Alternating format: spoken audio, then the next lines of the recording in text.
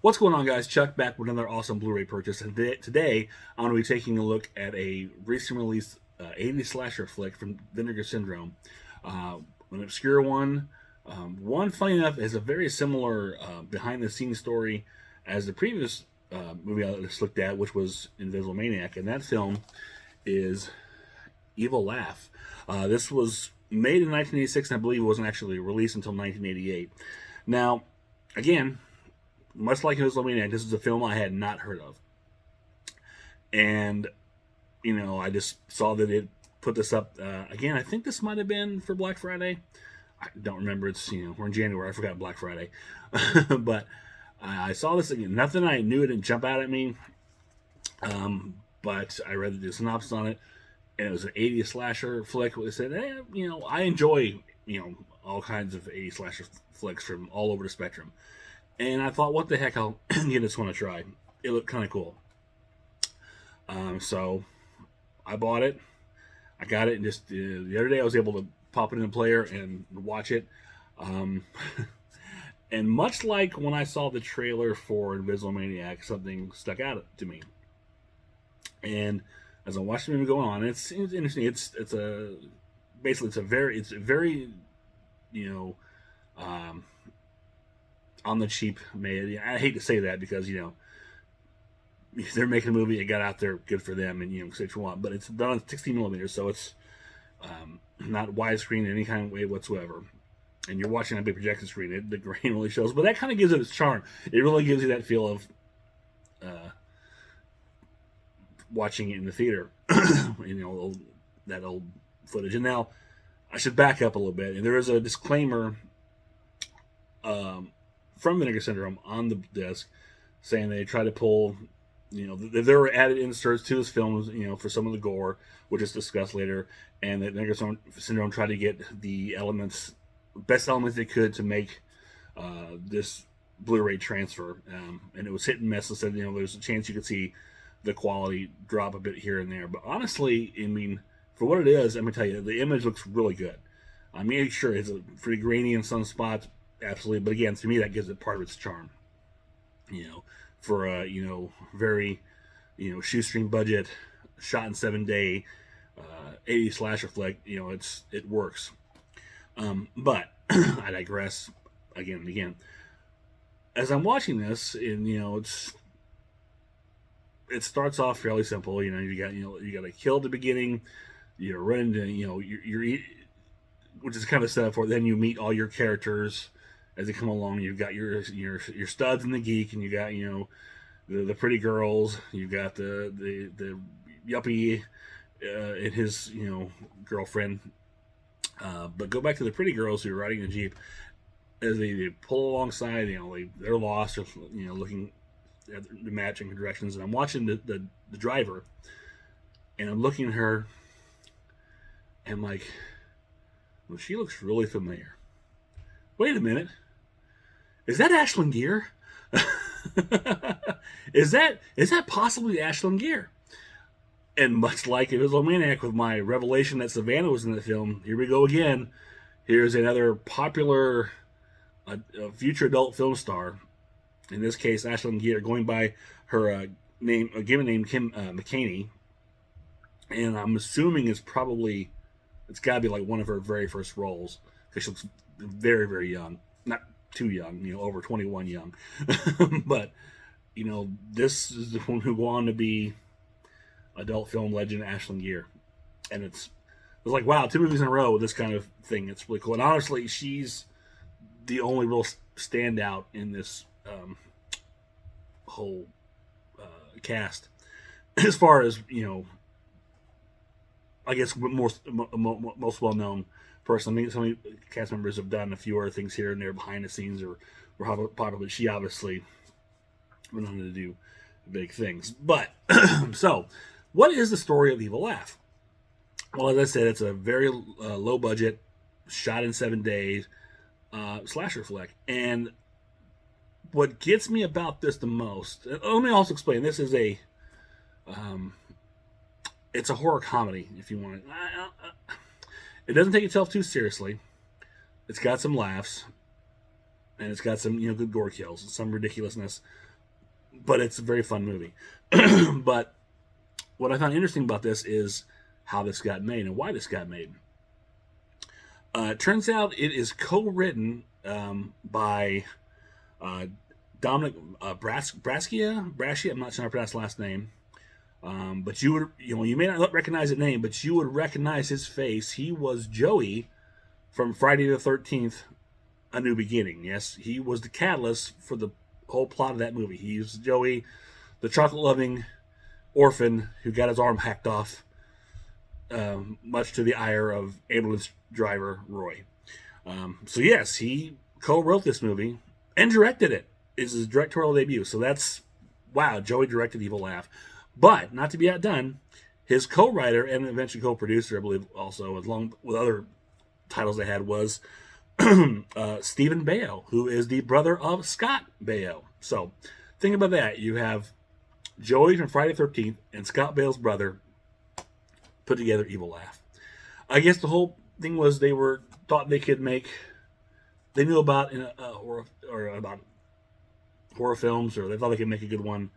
They put all the money together themselves. They hire a bunch of friends, to work and do whatever they could do behind the scenes.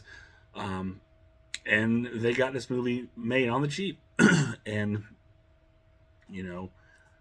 here we are some 30 whatever odd years later, and they're still talking about it, which they mention on, the documentary on here of how surprising that is. So, it's got a really fun backstory to the making of this movie, which always love when you have these kind of films that are, especially in the 80s, there were so many, and this time, in the late 80s, we're talking almost shot for video to be released on video, not so shot on video, but for video.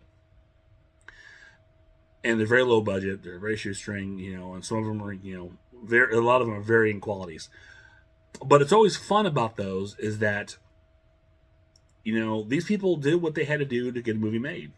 And you have to admire them for that. Whether it's good, whether it's bad, they wanted to make a movie. They did what they had to do, and they got it done. They made that movie. You can't help but appreciate that. And in this case, not only did they get this movie done, but they made a very fun, entertaining movie. Is it great? No. But it's not boring. And to quote, Jason Jaconetti, he'll tell you that one sin a movie cannot make is be boring, and this is definitely not boring. It's a lot of fun. So, what is the premise of Evil Laugh?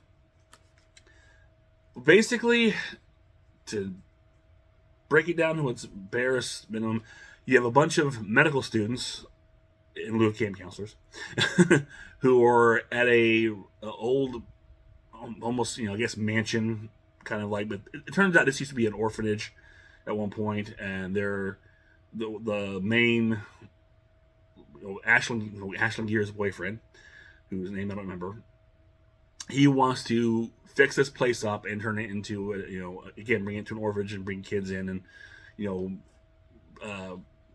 take care of them and all that stuff. I mean, he's trying to be a pediatrician. Yeah, every one of these are medical students in differing fields of medicine. So that's the whole premise. They'll come here to work on this place. However, he is nowhere to be found.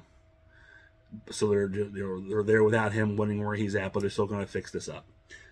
However, the history of this old house was there was a someone there actually was a caretaker. What again the backstory was, but he ended up killing all the children and committed suicide or something like that. I don't remember. He was caught. I don't know, but apparently his ghost haunts the place. Everybody's afraid of it. So there you go. There's your quick down dirty reason why we have this story. So the movie itself, like I said, it's in the borderline between. It's not really borderline because it's straight off you've got laughs, or you're trying for laughs. You can tell the tone is very, very light. I mean, you've got a delivery boy with like a surfer accent, he's just kind of clueless. But then you cut in with a good kill. Then you go back to your shirtless studs fixing a tire and their nerdy, horror-loving friend who I will get to him in a minute. I can't remember anybody's names other than Ashland Gear. It's not even a real name in the movie, but they're playing all the tropes, and they're actually they're it's very tongue in cheek with what they're with the film itself. It's like they realize because at this point it was what 1986. At this point, the 80s slasher genre has run its course. We're screaming the bottom barrel. We're making fun of ourselves at this point. And that's exactly what they're doing because even this this one guy who knows all horror films, he's basically questioning everything. He and it's interesting because this is brought up in the documentary on the disc that this predates Scream by a good 10 years. And here's a guy who is basically Randy from Scream telling you the rules of the horror film and how to survive him, because that's kind of what's going on, which I thought was wow. You think Scream was very original. Turns out this was happening before and no one saw it. But so yeah, there's that that whole self-awareness in this film. And you've got your TNA, not as much as an Invisible Maniac, and there's a very interesting part I'll get to in a minute. And I know I'm kind of all over the place, and that's kind of my scattered thought process, and I'd probably take notes. But like I said, overall,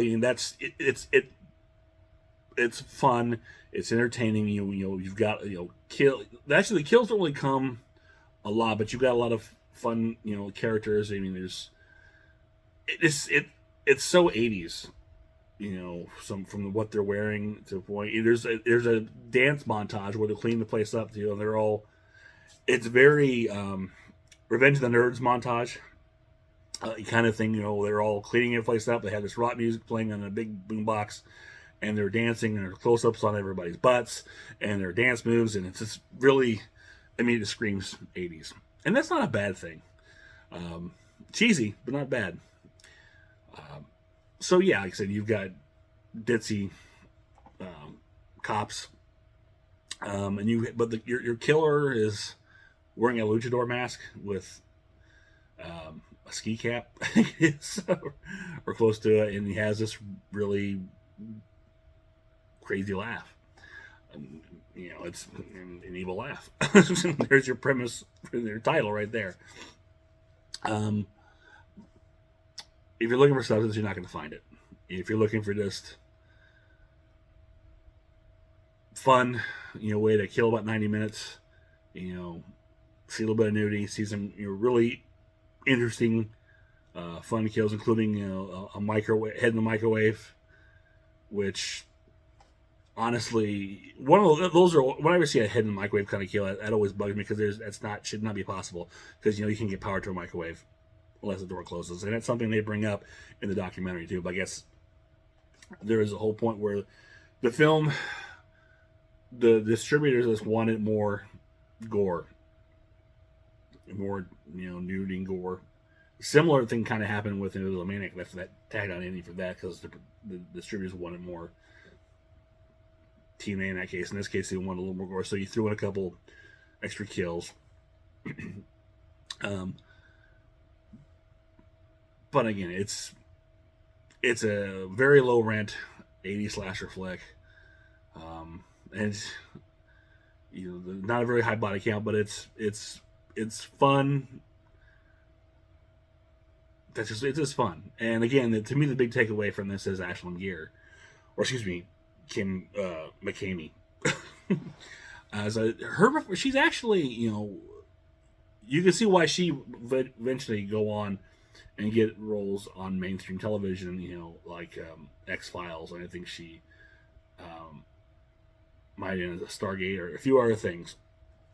Kind of the opposite of what happened with Savannah, who did her film and couldn't really get away from that. And I think Savannah at the time also was already started doing adult films before she did Invisible Maniac, whereas Ashland Gear, this is clearly before she did her stint in adult films. And she's very young, obviously, going by her her real name, real name. What I found interesting about this is that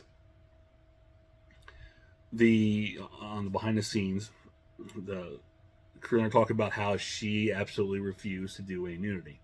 She didn't want to be do anything, and you can tell because she's wearing the whole movie. She's wearing very baggy clothing, 80s style, but it's kind of a baggy, nothing really real. Even when she's wearing a bathing suit, she's got towel draping over, so she can't. It's not going to reveal anything. And one thing I didn't notice too, this is this is going to sound really bad. What I noticed when I first saw her on screen, because I had never seen Ashland Gear pre-adult film, and when she was in adult film, she was enhanced. Here she was not, and I can clearly see why she probably wanted it, because it was very, very flat chested, and that sounds so. I apologize. I'm not trying to be shallow, but I'm just pointing out facts. She was very flat chested. It showed. But this brings my back to the point of she didn't want to do nudity.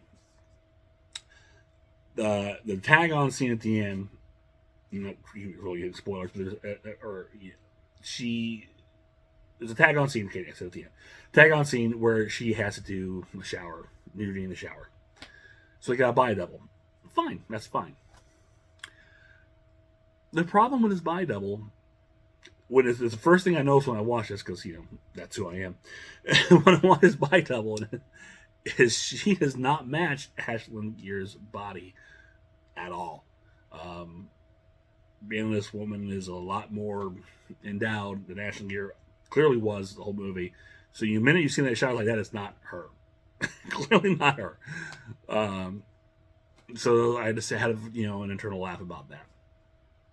But again, the biggest irony of all this, of course, is that Ashlyn, Kim, didn't want to do nudity at all whatsoever. Is not comfortable with it. Fast forward, she goes to adult film, becomes a multi-award winning Hall of Fame, very, very popular actress that led her to do other mainstream roles. To me, that's just hilarious. So there's my porn corner for this movie. That's 2 movies in a row. I don't know if I'm going to have any more, but, they're fun to find. So, Evil Laugh. Here's the slipcover. Which is, I don't know, this really represents the film, quite frankly. I mean, if the Grim Reaper was wearing a luchador mask, maybe. And these characters on here don't represent the actors at all, to me. So, it's kind of a misleading. And it's really gives a more ominous feel than the movie really has, because the movie is actually it's fun. It's nothing. This really comes off as almost they're really trying for the fear and the dread, and you're not getting any of that in this film. There's no real suspense. It's just just silliness, but not too much silliness. I mean, it's not played strictly for comedy. They're trying to balance that tone out. So here's the back end. And then here's your alternate artwork. Again, the reverse of this is this cover here. Here's your back with the specs. Not any real special features on here to mention, honestly. You have a commentary with the Hysteria Continues, a gallery behind the scenes. But the biggest thing on here, which I really enjoyed, I've referenced several times already, is almost a feature-length documentary on the making of this, called "The Joy of Laughter: Making Evil Laugh," which is I probably enjoyed it more than the movie, just than hearing the behind the scenes and what it took to get this made. I highly recommend it. It's like an hour, 17 minutes, something like that. It was very fascinating. And then here's your disc, first artwork. All there is to it. So, Evil Laugh, Vinegar Syndrome. Another, to me, hidden 80s, I don't call it gem, but a fun 80s slasher film. Like I said, the 80s was the decade of the slasher genre. And, for all the Halloweens, Friday the 13th, you're going to find out there, you're going to pull out a little Invisible Maniac or Evil Laugh and that's going to be fun. These are the ones I like to find. I mean, I don't claim to be an expert or know all the slash films. I'm finding these out as I go, and this is a fun find. So I'm very happy with that. So I recommend checking out Evil Laugh. It may not be your cup of tea. Depends if you like a little horror with your TNA and gore. Little gore. Maybe the microwave. That might be the only gore. Or in the knife through the buttocks. But check it out. Nothing else. See Ashland Gear, pre-adult film, and putting on a very good performance actually as the lead in this film. I said she up until the end. I think the end was probably not great, but again, what she had to work with was not the best, and even the crew mentioned that. So, but still. Oh, and I also should point out there's a lot of takeaways from Friday the 13th, which I know is again not giving too much away. I think without me saying, if you know Friday the 13th, as well as I do, because I love Friday the 13th. If you know Friday the 13th, when you watch this and you get to certain points or more reveals, whatever, like, oh yeah, that sounds very familiar. There you go. And fitting enough, I said Dominic was in Friday the 13th Part 5. And there's even a quick reference to Friday the 13th Part 5 in this film also. So there you go. Anyway, I'm not nothing to say. So check out Evil Laugh from Vinegar Syndrome. Still available, and they're I think this last day of their subscriber sale for this week. So you might want to check on that. You can get that subscriber package for a lot less than what it is, but still be a lot of money. That's up to you. But they also have like some good every day we're putting out like a $10 deals. Of course, I'm telling you this by the time you see this, it's gonna be over. But it was going on right now. So I've spoken way too much. That is it for me. If you enjoy this, click thumbs up, share, subscribe, leave me a comment below. Let me know if you've seen Evil Laugh, what your thoughts on it. If you're a fan of Ashland Gear, or anything. Again, I'm just blown away that the last two movies I've put on here have very similar, like I said, backstories and just stories for myself. Finding one film has Savannah, the next one has, Ashland Gear. Who am I going to find next? I look forward to that.